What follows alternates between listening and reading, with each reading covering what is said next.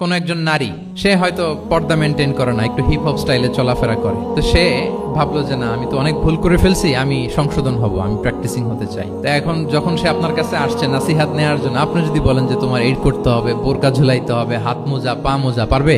এ বলবে আগে যা ছিলাম ভালোই ছিল। তাকে একটু একটু করে বোঝাতে হবে, মানে এই হেজাব এটা কেন, হ্যাঁ, কাভারিং আওরা এটা কেন, কেন এটা করতে, এটা বেনিফিটটা আগে বুঝালেন যে Islam consider women as a queen, নারীকে ইসলাম কি হিসেবে কনসিডার করে? রানী হিসেবে। তো রানীর তো একটা ড্রেস কোড থাকবে, স্পেশাল পোশাক থাকবে, এগুলো বুঝাবেন। সে যাতে একটু নিজেকে গুছিয়ে চলে, শুরুর দিকে আপনি এই বার্তা দিতে পারেন যে একটু গুছিয়ে চলতে হবে। এরপর একটু শালীন পোশাকে যেন সে অভ্যস্ত হয়, এটা বললেন। সে যখন শালীন পোশাকে অভ্যস্ত, তারপরে হেজাবের ফজিলত বললেন, সে যেন হেজাব পরে। যখন সে হেজাব পরে, এরপরে তাকে নেকাবের কথা বললেন। এইভাবে আস্তে আস্তে তাকে বোঝাতে হবে। কিন্তু একবারে যদি সব চাপিয়ে দেন, বলেন তো আওয়াজ করে, সে কি ওটা রিসিভ করতে পারবে? কারণ এই যে গ্রাজুয়ালিটি আর তাদাররুজ, এই সিস্টেমটা আপনি ভায়োলেট করেন নাই। একটু একটু করে বললে এটা মানুষের ফিতরাতের সাথেও যায়, তার নেচারের সাথেও যায়। আমরা মদ হারাম হওয়ার কথা জানি, কয়টা স্টেপে হারাম হয়েছিল মদ?